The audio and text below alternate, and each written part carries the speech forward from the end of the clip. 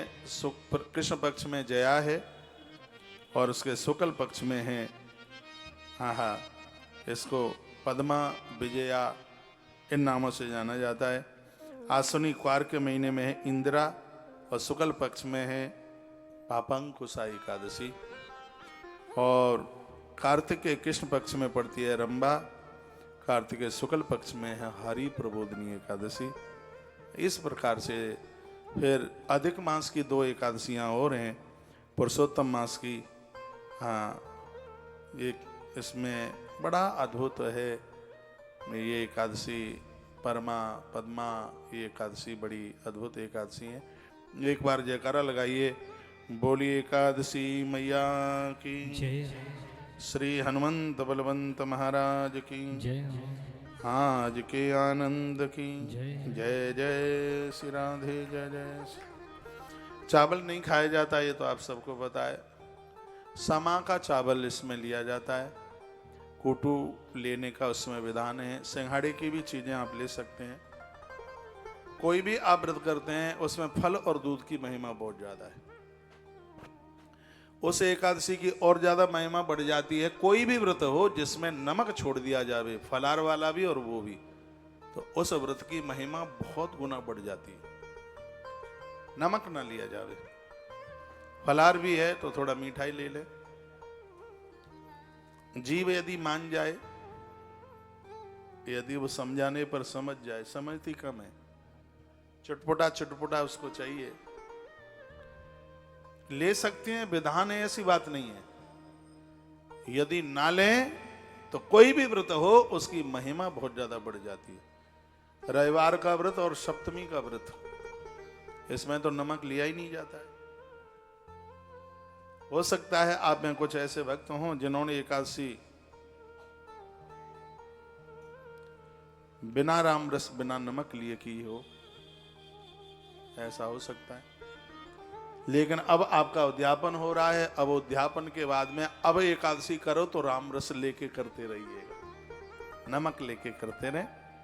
अब आपका उद्यापन हो गया है, आपने तो बहुत बड़ी जंग जीत ली अध्यात्म क्षेत्र की। बहुत बड़ा काम होता है उद्यापन 11 का।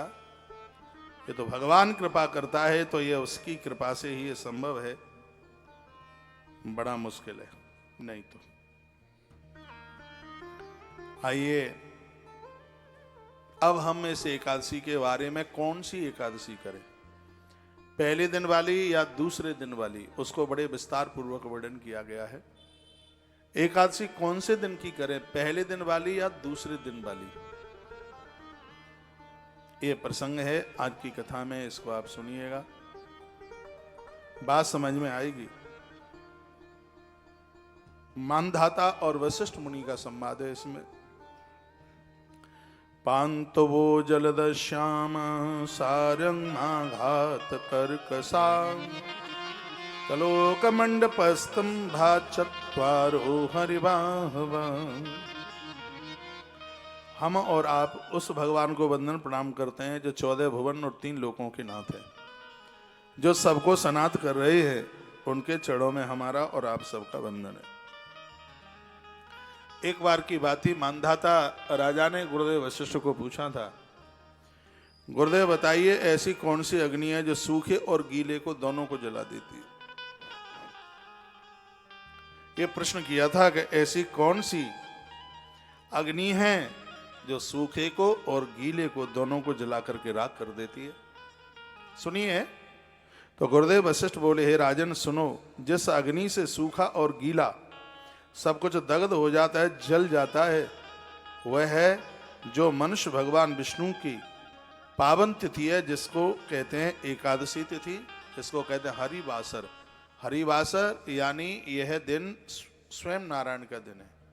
भगवान को इस दिन से मलूक कोई दिन नहीं लगता। इसी ग्रंथ में वर्णन है कि जिस दिन जिस घर में एक भी कोई व्यक्ति एकादशी का व्रत करता है तो भगवान वैकुंठ लोक से एक रूप से उस व्यक्ति के घर में आकर के वास करते हैं, जिस घर में कोई भी एकादशी का व्रत कर रहा हो। यह गुरुदेव वशिष्ठ बता रहे हैं।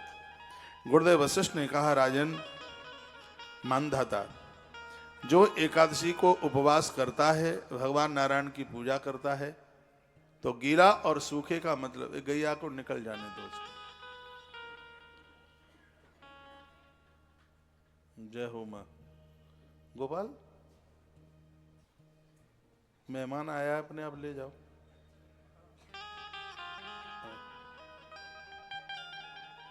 देखो अपने आप ही आई है कहीं से।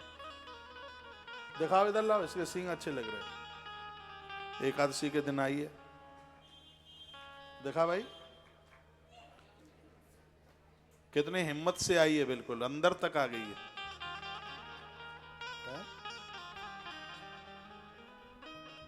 अपनी गौशाला की बाहर से आई? बाहर से। ले जाओ, यदि किसी की हो तो मांगने को आए तो दे देना, ठीक है। अब इसको चारा वगैरह खिला दो, ले जाओ।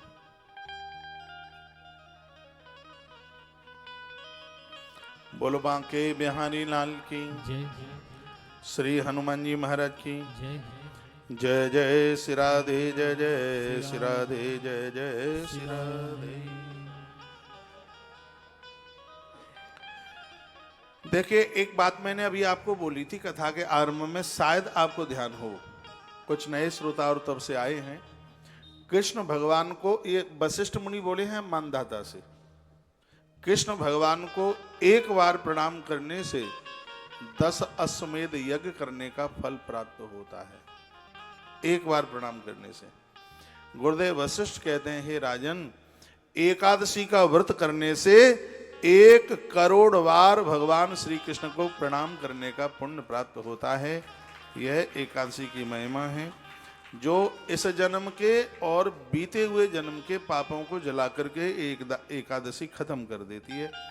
11 के दिन यदि कोई व्यक्ति आंवले का चूर्ण पीली मिट्टी में मिलाकर अपनी देह से लेपन करके स्नान करता है, तो उसकी महिमा है कि गंगा स्नान से बढ़कर उसको फल मिलता है, गया जी में पिंडदान करने से ज्यादा फल मिलता है, काशी में मरने से ज्यादा फल उसको प्राप्त मिलता है, ऐसा वर्णन किया गया है। और वर्णन किया गया कि पुष्कर में कार्तिक स्नान करने से ज्यादा फल मिलता है। कुरुक्षेत्र में पहुंच करके कुरुक्षेत्र में कथा सुनने की भारी महिमा है, ऐसा नारद पुराण के अंतर्गत लिखा है। तो कुरुक्षेत्र में सत्संग करने से, नर्मदा के किनारे भगवान महादेव के शिवलिंग बनाकर विसर्जन करने से, यमुना मैया में बहन भाई के यम द्वितीया स्नान करने से जितना फल प्राप्त होता है, एकादशी के दिन व्रत करने से इन सब चीजों से ज्यादा फल की प्राप्ति हो जाती है। ताली बजाना मत, क्योंकि आज एकादशी है, पता नहीं बजाते नहीं होंगे। तो एकादशी की है इतनी बड़ी